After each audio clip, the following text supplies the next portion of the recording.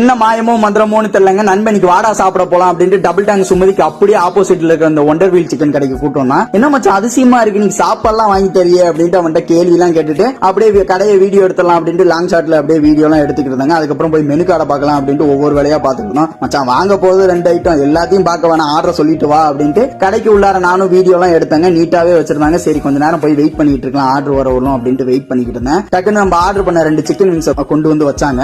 பார்த்தோன்னே நம்மளுக்கு எல்லாம் மூஞ்சி பிரகாசம் ஆயிடுச்சு. சாப்பாட பார்த்தோன்னே தான் சந்தோஷமாயிருமே. அதுக்கப்புறம் நம்மளும் சிக்கன் விங்ஸ் எடுத்து அப்படியே மயோல டிப் பண்ணி எடுத்து படக்குன்னு கடிச்சிட்டேன்.